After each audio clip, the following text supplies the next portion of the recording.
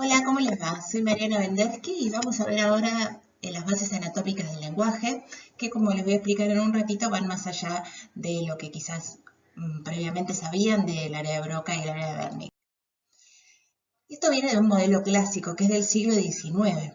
En el siglo XIX todavía había discusiones acerca de las localizaciones cerebrales, si eso realmente era verdad, que había áreas del cerebro que se encargaran de una función o de otra y sobre todo de funciones mentales superiores como el lenguaje. Resulta que Broca, que trabajaba en un hospital, tuvo un paciente que se llamaba Le Bon, que de repente hizo un síndrome, un ACV isquémico y perdió la facilidad de hablar. Lo único que podía decir era la sílaba tan, y de hecho lo habían bautizado con ese nombre, tan. Bueno, pero tan comprendía perfectamente lo que se le decía. Y también se daba cuenta que él no podía hablar bien, pero la única sílaba que le salía era esa. Cuando Le Bon muere, le hacen una autopsia y ven que tiene una lesión isquémica bien circunscripta en la pars triangularis, en el giro frontal inferior. Luego tiene otro paciente similar con el mismo tipo de trastorno del lenguaje, de afasia, que se llamaba Lelong, la lesión en el mismo lugar, y entonces Broca llega a la conclusión de que esa pars triangularis del lado izquierdo era muy importante para la producción del lenguaje. Por supuesto le pone su nombre, área de Broca. Bueno, un poco más tarde, Wernicke, un anatomista alemán, descubre que en la parte posterior del giro temporal superior había algunas áreas que tenían que ver con la comprensión del lenguaje y entonces que su lesión daba lugar a otro tipo de afasia o trastorno del lenguaje en el cual los pacientes no entendían nada de lo que se les decía, podían producir mucho lenguaje, de hecho hablaban como de más, pero con palabras que no se entienden, como una jerga. Se llama jergafasia y esa es la afasia de Wernicke o muy fluente. Esta es no fluente porque no puede producir lenguaje. Bueno, con ese modelo nos manejamos bastante. ¿Sí? Luego Penfield en el siglo XX empieza a estimular estas áreas a ver qué pasaba y dice, bueno, sí, efectivamente, el área de Broca, este giro, esta pars triangularis del lado izquierdo, tiene que ver con la producción del lenguaje. Y toda esta parte alrededor del final de la cisura de Silvio, surco lateral, tiene que ver con la comprensión. Eso lo hacían con estimulación cortical y ahí se descubrieron entonces cuáles son las áreas primarias del lenguaje, ¿no? El giro frontal inferior, la parte ventral de la corteza prehiposcentral, que tiene que ver también con los músculos orofaciales, ¿no? Para poder hablar. El giro supramarginal, ¿se acuerdan? Estaba siguiendo la segunda circunvolución temporal. El giro angular era este, en continuación con la primera, y en continuación con el opérculo frontoparietal y también la corteza de la ínsula. En realidad esto es todo lo que veía Penfield, que veía que tenía que ver con el lenguaje, pero también con el habla, con los músculos que sirven para hablar. Bueno, T3 seguro, T1 y T2 también, ¿sí? Continuidad con el opérculo temporal, el giro de Hershey, algo de T3 y el giro fusiforme que sirven para la lectura. Y bueno, área motora suplementaria y cíngulo motor para la producción del lenguaje. Bueno, más tarde, Eshwin toma un modelo un poco más lógico, digamos, más coherente, y que es el que manejamos durante un montón de años, ¿sí? Donde decía, bueno, el área de Wernicke, que en realidad va un poquito más allá, incluye también el giro angular y el supramarginal, ¿sí? Además del área de Wernicke, toda esta parte tiene que ver con la comprensión del lenguaje, el área de Broca sí, con la parte motora del lenguaje, y conectando ambas tenemos un fascículo que se llama fascículo arqueado, fascículo arcuato, que pasa, recuerdan, por la cápsula extrema entre el antemuro y la ínsula, bueno, estaría pasando por ahí, subcortical. Entonces, según este modelo, tendríamos unas afasias corticales, como las de Broca y las de Wernicke, las que ya conocemos, y también afasias de conducción, si este fascículo está roto, así que más o menos tener una mezcla de los dos. Bien, pero tenemos algunas consideraciones anatómicas al respecto. Ahora nosotros lo estudiamos de otra manera el lenguaje, yo ya les voy a contar, ¿sí? Pero muchas veces los correlatos anatómicos no están muy claros. Por ejemplo, bueno, esto que vimos era esperando fortuitamente pacientes con lesiones post-mortem o haciendo estimulación intracraneal. como que no tenían muy claro un montón de cosas anatómicas. Por ejemplo, si uno lee ahora que hacemos experimentos de resonancia funcional, ¿sí? Que parece ser lo más top para estudiar el lenguaje, cualquier activación por acá cerca, ¿sí? Dicen, ahí es el área de Broca, pero en realidad si ustedes miran, fíjense que tenemos, solo del mapa de Brodmann, que es incompleto como sabemos, tenemos como 6 áreas citoarquitectónicas distintas en este giro frontal inferior, ¿sí?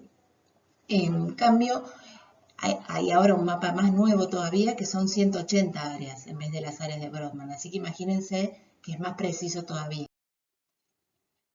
Bueno, este es otro problema, un estudio muy interesante hecho por 2 anatomistas, donde le preguntaban a gente muy entrenada, neurocientíficos que de hecho trabajaban con lenguaje, bueno, para vos, ¿dónde queda el área de Broca? ¿Sí? Y fíjense las diferencias. Algunos decían pars triangularis y opercularis, ¿sí? La mayoría. Para otros era todo el giro frontal inferior, ¿sí? Para otros una parte del opercular y una parte del triangular y así. Ven que ninguno estaba exactamente de acuerdo.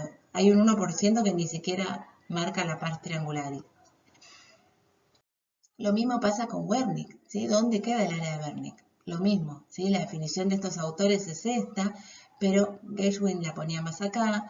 Según Penfield, como vimos, es mucho más amplia, bueno, y así, ¿sí? El mismo Wernicke la pone un poquito más adelante. Entonces, bueno, qué lío, ¿no? ¿Dónde está esto? ¿Qué está pasando acá? A ver, entonces, lo que nosotros sabemos seguro es que todas estas cortezas que son perisilvianas, o sea, las que están alrededor del surco lateral, tienen que ver en mayor o menor medida con el lenguaje, ¿sí? Entonces, del giro frontal inferior, las 3 partes, orbitaria, triangular, opercular, seguramente algún rol juegan, T1, T2 del temporal también, supramarginal y angular también. Y de hecho, una parte de la ínsula también. O sea, groseramente pensemos en cortezas perisilvianas, como que ahí estarían las áreas principales del lenguaje. Siempre hablamos del hemisferio dominante, ¿verdad? Del hemisferio izquierdo. Bueno, sin embargo, entonces, el mismo Brodmann, que les mostraba el mapita recién, que hace 100 años que hizo sus trabajos, él decía, la localización funcional de la corteza cerebral sin la guía de la anatomía es prácticamente imposible. En todos los dominios, la fisiología tiene sus cimientos más firmes en la anatomía. Esto quiere decir que todos estos equipos que están haciendo investigaciones de lenguaje necesitan un anatomista, sí o sí, ¿sí? Wernicke, de hecho, era un anatomista destacado de la escuela de Maynard, el del núcleo basal de Maynard. ¿Por qué? Porque cada vez necesitamos modelos más precisos. Por suerte, se están haciendo cirugías cada vez más chiquitas y más precisas, ¿sí? Incluso a través de marcos estereotáxicos como este, o sea, sin abrir la cabeza, sino entrando por un pequeño agujerito, así que necesito saber exactamente dónde voy. Se ponen electroestimuladores, ¿saben? Con esta técnica, no para el caso del lenguaje en particular, pero para otras cosas se usan. Entonces necesito saber muy bien la anatomía. Incluso se hacen intervenciones genéticas o neurocirugías funcionales. ¿Cómo hago para saber la anatomía? Bueno, una manera de resolverlo es hacerse un sistema de coordenadas. Hay un atlas que se llama Talleyrand, ¿sí? Que está hecho en base a un cerebro post-mortem, en el cual se hicieron muchos cortecitos, imagínense, y se dividió en coordenadas, ¿sí? Coordenadas en los 3 ejes del espacio, en el eje X, Y Z, o sea, de adelante a atrás, de arriba a abajo y de derecha a izquierda. Bueno, y ahí tienen las coordenadas, entonces si está con un número negativo significa izquierdo, ¿sí? Y sí, izquierdo, de derecho a izquierdo, o si no, por debajo de la línea media, y así. Como este era un cerebro solo y tiene una especie de imprecisión, el Instituto Neurológico de Montreal hizo otro sistema de coordenadas en base a más de 200 resonancias de sujetos sanos. Estas 200 resonancias las unificaron como si fueran un solo cerebro y de ahí sacaron las coordenadas. Fíjense, acá hay una página que compara los dos sistemas de coordenadas, ¿no? Como por ejemplo para el área de Broca, o por ejemplo el área de Brodmann 45 del lado izquierdo, más o menos por ahí andamos, ¿no? Pars triangularis, las coordenadas no son exactamente iguales, ¿sí? Esta es una dificultad. La otra dificultad que tenemos es que, si bien esto nos da una aproximación, te recuerden que todos los cerebros son diferentes. Entonces, a lo mejor la coordenada de MNI, si yo te digo, párate acá, en tu cerebro cae un poquito más para atrás o un poquito más para adelante, ¿se entiende? Otra cosa, como sabemos, dijimos siempre que los surcos y giros son tan únicos como la huella digital. Entonces, ¿qué es esto que hizo la gente de Montreal? O la gente de Talleyrand, digamos, ¿no? Que usamos todos los cerebros como si fueran iguales. Digamos que groseramente está bien, pero es un error.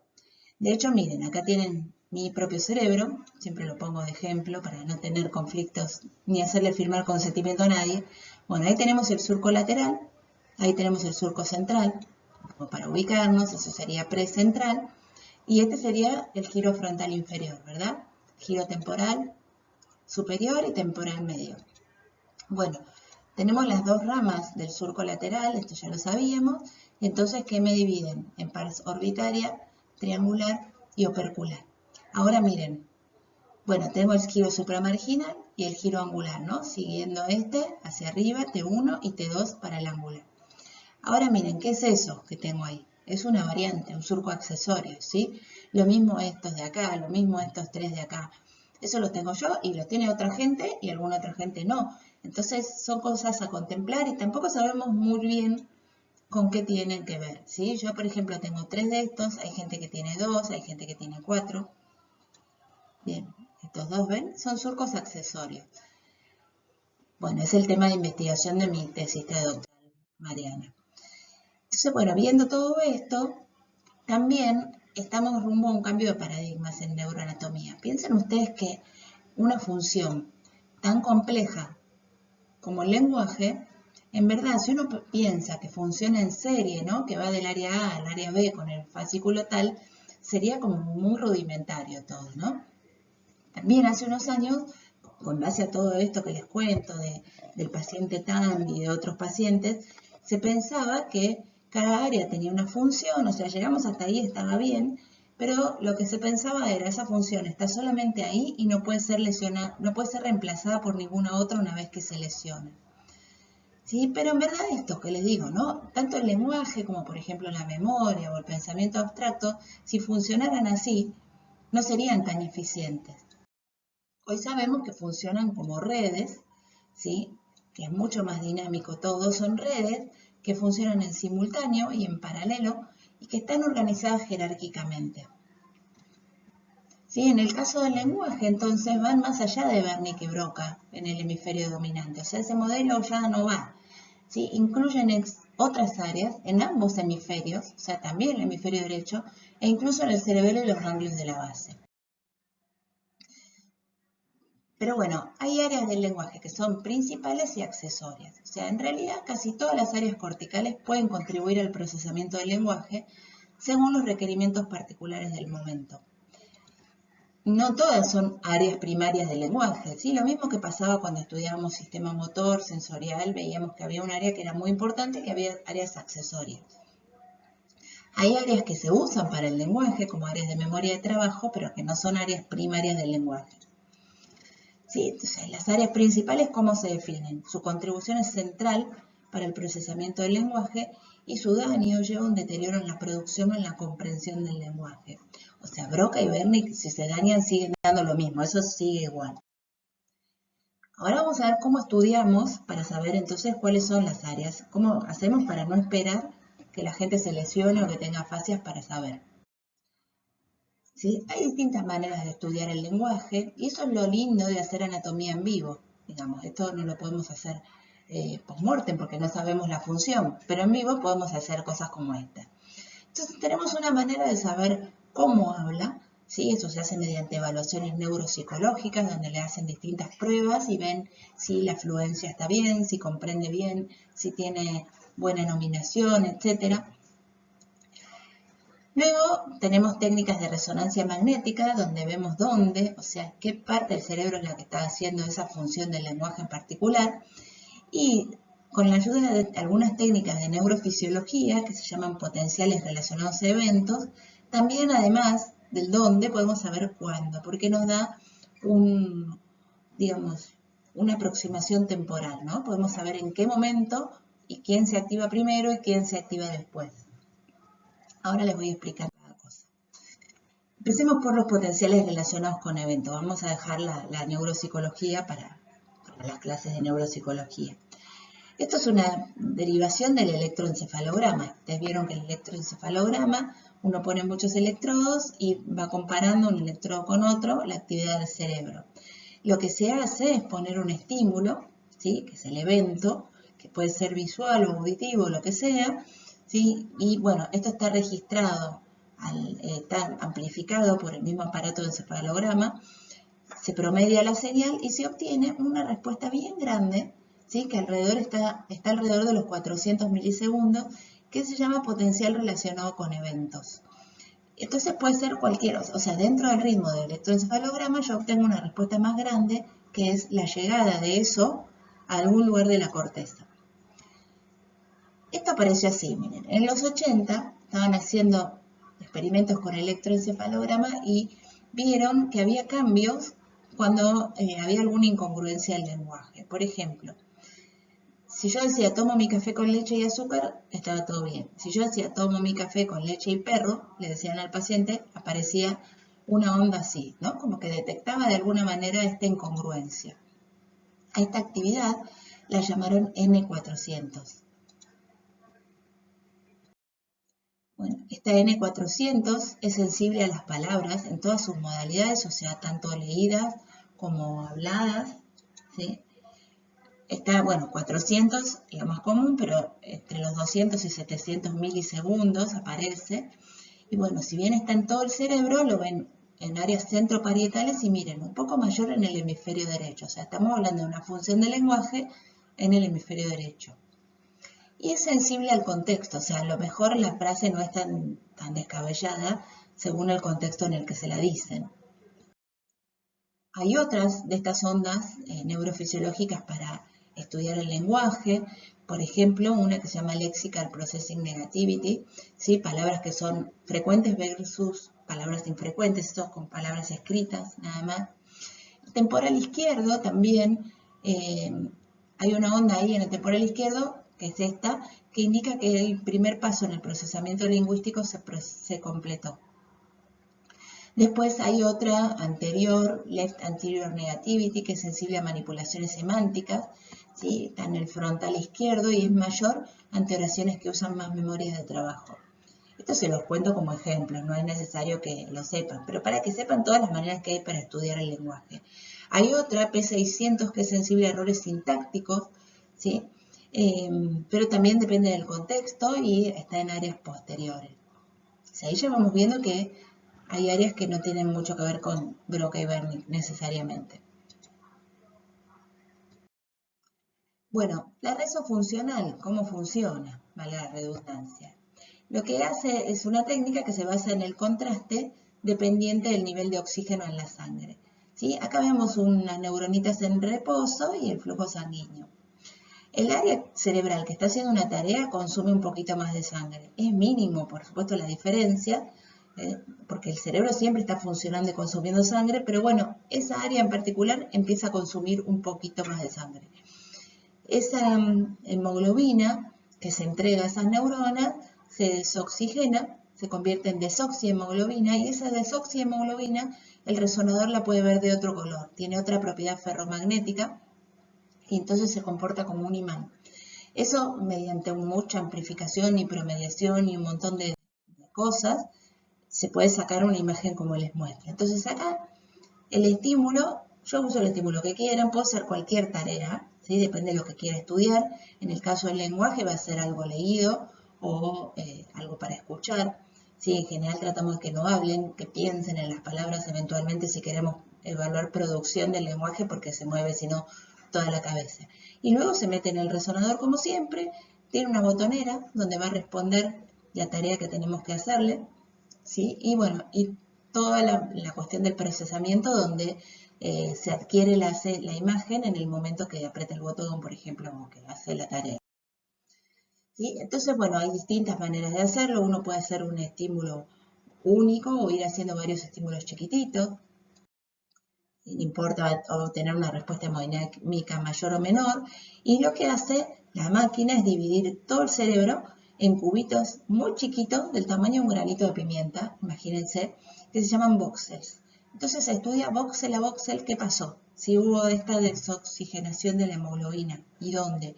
Y también uno dice, bueno, si es significativo respecto a los demás, ¿no? Uno setea el umbral de detección para que sea significativo. Bueno, lo vamos haciendo entonces así, lo contrasto, por ejemplo, la tarea versus la no tarea, y obtengo alguna respuesta, ¿sí? Por ejemplo, esta persona está leyendo metáforas. Fíjense que usa los dos hemisferios, María, ¿sí? Los colorcitos significan la intensidad de la activación. Cuanto más rojo, más intenso. Bueno, Pedro, en cambio, miren todo lo que activó para la misma tarea. Juan activó esta otra cosa distinta, ¿sí? Todos hicieron la misma tarea, todos lo hicieron más o menos en el mismo tiempo y todos hicieron la tarea bien. Entonces, una vez que yo ya tengo todo mi grupo que hizo la tarea, hago un promedio entre todos estos y me sale, bueno, la mayoría de la gente cuando procesa una metáfora activa esta área, ¿sí? De los dos hemisferios. Y así uno puede estudiar entonces distintas funciones del lenguaje. Miren qué lindas las imágenes que salen, ¿sí? Entonces, así como las metáforas que les mostré recién, podemos estudiar prosodia, que es la entonación del lenguaje. Podemos estudiar semántica, o sea, categorías de semánticas, ¿no? Decir animales versus no animales. Ahora les muestro, ¿sí? Además de esto, entonces, de ver las áreas, que parece que va más allá de Broca y Wernicke, también sabemos entonces que tiene que haber algo más que el fascículo arcuato. ¿Sí? Nosotros teníamos este fascículo, que era el fascículo arqueado, que conectaba Wernicke y Broca. ¿Sí? Ahí está. En una tractografía, que es una manera de verlo con resonancia. ¿Sí? Recuerdan que es una técnica que estudia el movimiento de agua entre los axones. Entonces los puede ver de un color según para dónde vaya. Por eso estos verdes van en esta dirección, cuando cambian de dirección se ven azules y así.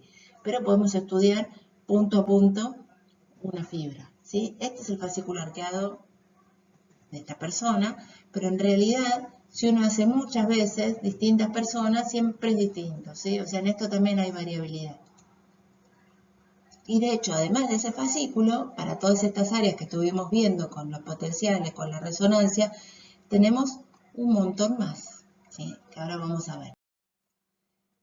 Bueno, entonces la técnica se llama tractografía, así se ve una tractografía como en crudo, digamos, ¿sí? Donde están todos los tractos de distintos colores y el código de color que significa el rojo, el verde y el azul. ¿Sí? Entonces puedo ir estudiando otros, por ejemplo, el fascículo occipito temporal, ¿sí? O este que se llama usiforme, que une la punta del temporal con el orbital frontal. ¿Sí? Entonces, bueno, uno puede de esta manera estudiar todos estos tractos en vivo. De hecho, si uno tiene ganas, hay una base de datos enorme que se llama Human Connectome Project, donde hay mucha gente ya resonada, son muchos chinos, pero uno puede acceder a más de 2000 cerebros y estudiar el tracto que quiera, ¿sí? Puede estudiarlos en forma individual o puede estudiarlos en forma grupal a ver qué encuentra mediante tractografía.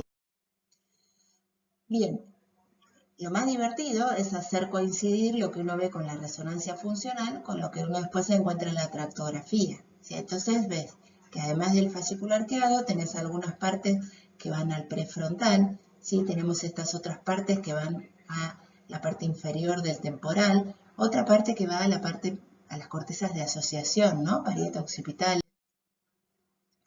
Y que de hecho el fascículo arqueado en realidad no es tan finito, sino que es parte de una red, ¿no? De fascículos muy grandes, del fascículo longitudinal superior en realidad, que va llevando y trayendo de todos lados. Bueno, una vez que vimos eso, les cuento las tareas que hacemos adentro del resonador, ¿sí? Nosotros estamos haciendo en particular esto, pero ustedes pueden hacer la que se les ocurra, es cuestión de diseñarlo como corresponde nada más. Nosotros tenemos una tarea de categorías semánticas, donde le mostramos una palabra, ¿sí? Esta o esta, fíjense que tienen la misma cantidad de letras y la misma frecuencia en el lenguaje y le preguntamos, tiene que apretar un botoncito, si es un animal doméstico o si es un animal salvaje, o sea, tiene que hacer categorías semánticas. Como esta es una prueba de lenguaje un poco más complicada que simplemente hablar o pensar la palabra, nosotros estamos buscando áreas accesorias del lenguaje, que no sean ni Broca ni Wernicke. Y de hecho, fíjense que se activan otras partes. Siempre el lado izquierdo, ¿sí? Pero se activan otras partes. Hay otra que estamos haciendo, bueno, la pandemia nos la interrumpió un poco, que es para ver dónde se procesa la gramática. Por ejemplo, damos una frase que está bien construida, el gato que adoptaste es muy lindo, y otra frase que es, los espectadores miran la película de los vecinos. Tienen que decir simplemente si está bien o está mal la frase. Para el lenguaje pragmático tenemos que son expresiones idiomáticas en realidad. ¿Sí? Por ejemplo, le mostramos esta frase, la actriz estiró la pata, y tienen 4 significados posibles. Tienen que elegir con los botones, esta vez tienen 4 botones, cuál es el significado correcto. ¿Sí? Esto sería una expresión idiomática y esto sería una expresión literal. La actriz estiró la espalda, ¿qué hace? Está haciendo ejercicio, ¿sí? Y obtenemos esto, ¿sí? Una activación bilateral en varias áreas, ¿sí? Temporales, frontales y parietales. Otra manera de estudiar el lenguaje pragmático es, por ejemplo, ver si reconocen el sarcasmo, ¿sí? La misma frase aplicada a una situación, a un contexto y a otro contexto. En este contexto sería sarcástico y en este no, ¿sí? Y esto es lo que se ve. Mucha activación de la amígdala y prefrontal, porque tienen como que ponerse en el lugar del otro para ver eso. Y un poquito de amígdala porque es un poco agresivo quizás, ¿no? El sarcasmo. Bueno, esto me lo podrían decir ustedes a mí, por ejemplo, algo sarcástico, es difícil dar una buena charla. ¿Sí? Esto ya lo hizo alguno donde le hacen chistes o frases de doble sentido, a ver dónde las procesan. O sea, las tareas son infinitas. ¿Sí? Otro hizo, por ejemplo, distintos tipos de chistes donde se procesan. Entonces, como ven, depende de la tarea del lenguaje, va a ser el área que se active, ¿sí? Por ejemplo, en distintos tipos de chistes, fíjense que no es la misma activación, va cambiando según si es más agresivo, si no, si es como que se hace autobombo. Bueno, nosotros obtuvimos esto, como les contaba por ahora, pero bueno, otros investigadores haciendo estas mismas investigaciones, ¿no? Rezo funcional y tractografía, en 2007 descubrieron este circuito dual, ¿sí? Donde dijeron, en realidad no está solamente Broca y Wernicke, sino que hay un circuito ventral y un circuito dorsal. El circuito ventral involucra la corteza prefrontal, T1, T2, el parietal posterior y el occipital. Los fascículos que intervienen son el fascículo uncinado, el fascículo longitudinal inferior, el occipito frontal inferior y la cápsula extrema. Y tiene que ver con funciones semánticas. Este está de los dos lados, está representado en ambos hemisferios. El circuito dorsal, en cambio, también incluye el giro fusiforme en la parte anterior y el lóbulo temporal anterior para la comprensión del lenguaje. Estamos lejos de donde decíamos antes, ¿no? O sea, estos también juegan. Bueno, el circuito dorsal involucra nuestra conocida F3, ¿no? La circunvolución frontal inferior, toda completa, orbitaria, triangular, el giro supramarginal, angular y área premotora.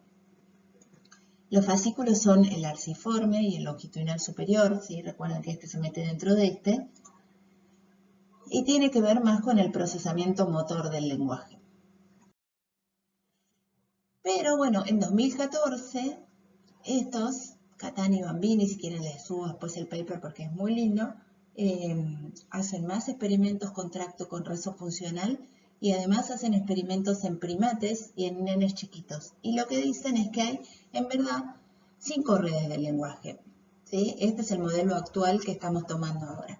Lo que ven abajo es en un mono, ¿sí? En un primate, y estos somos nosotros, humanos. ¿Sí? Entonces, donde dicen, bueno, hay una red, esta red frontoparietal, ¿sí? Para acciones informativas, ¿sí? Nada más, tipo, quiero esto, señala, y ya está, ese tipo de lenguaje. Eso lo tienen en común los bebés y también los simios, acá están, ¿sí? y el fascículo que usa es la parte anterior del fascículo arqueato. Hay una red frontal que se llama oblicua para intenciones comunicativas, ¿sí? Eso también permite como leer un poco la mente y hacerse entender qué es lo que querés, qué es lo que querés. Fíjense, los monos también y los niños pequeños, ¿sí? Usa un tracto que se llama frontal oblicuo. A los 12 o 18 meses, los nenes chiquitos y algunos monos también desarrollan una red temporal anterior léxico-semántica, ¿sí? Todo esto que está por acá. Tiene que ver con el lenguaje de señas, ¿sí? Va a usar el fascículo uncinado y el longitudinal inferior. Vieron que hay muchos gorilas que saben hablar lenguaje de señas lo más bien. Bueno, más adelante, recién a partir de los 7 años, y esto sí lo tenemos nosotros solos, tenemos una red frontotemporal sintáctica, ¿sí? Que ahí completa el fascículo arqueado. Antes nosotros teníamos solo la parte anterior y ahora lo completa todo. Y a los 12 años recién se desarrolla, también solo en humanos, o sea, esta roja y la amarilla solo en humanos, la red temporoparietal pragmática, para el lenguaje pragmático. Se desarrolla a los 12 y eso explica por qué los chicos de menos de 12 años, en general, no entienden el sarcasmo, ni las ironías, ni los dobles sentidos, porque todavía no se desarrolló esta partecita, ¿sí?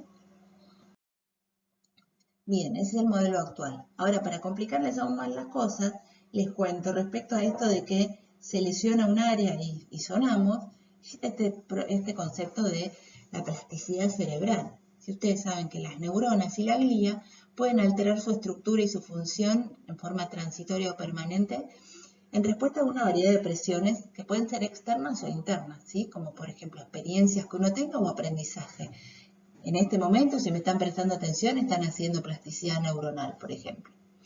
Bueno, luego de alguna lesión cerebral, hay una reorganización cerebral. A veces es suficiente y a veces no, pero se reorganiza, ¿sí?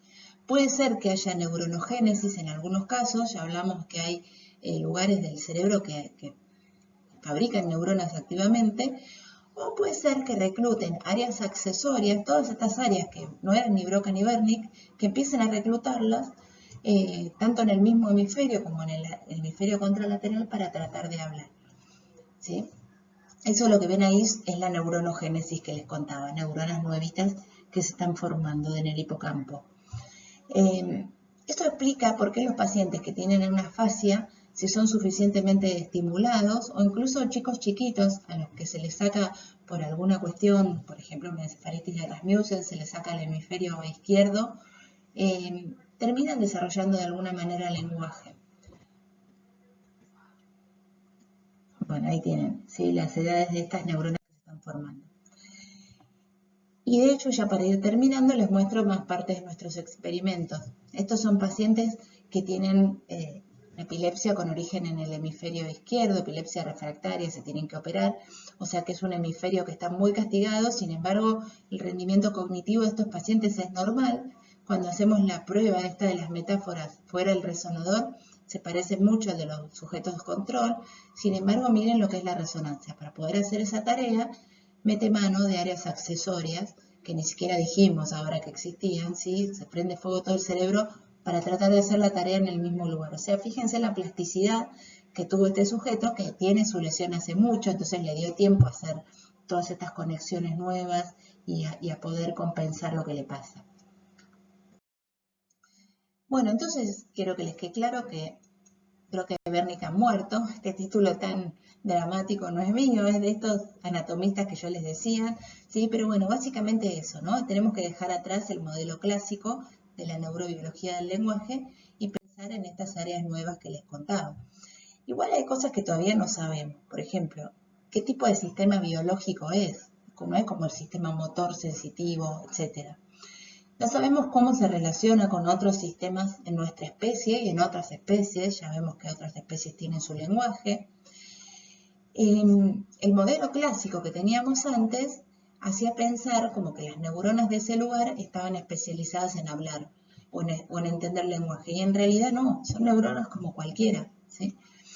De hecho, científico, Sapir, dice que el lenguaje obtiene el servicio que puede de tejidos nerviosos que han surgido y se mantienen durante mucho tiempo para fines diferentes a los suyos. O sea, cualquier neurona o cualquier área uno la puede usar para este fin, ¿sí? Entonces dice que los modelos actuales de la neurobiología del lenguaje proponen una arquitectura mucho más compleja que incluye regiones nunca antes consideradas como áreas del lenguaje. Hay otro trabajo muy interesante de semántica, ya vamos terminando, que hicieron unos ingleses, les pusieron a escuchar a unos voluntarios cuentos de la BBC y veían qué pasaba, ¿no? Cómo iban procesando, sobre todo el procesamiento semántico. Y lo que vieron era que las distintas palabras se procesaban en distintas partes de todo el cerebro, toda la corteza de los dos lados. Lo interesante era que, por ejemplo, las palabras que tenían más que ver con algo motor iban más cerca de las cortezas motoras, las que tenían que ver con lo sensitivo, más cerca de lo sensitivo y así. O sea, fíjense que la misma neurona se usa para distintas cosas. Bueno, eso es todo. Espero que les haya gustado.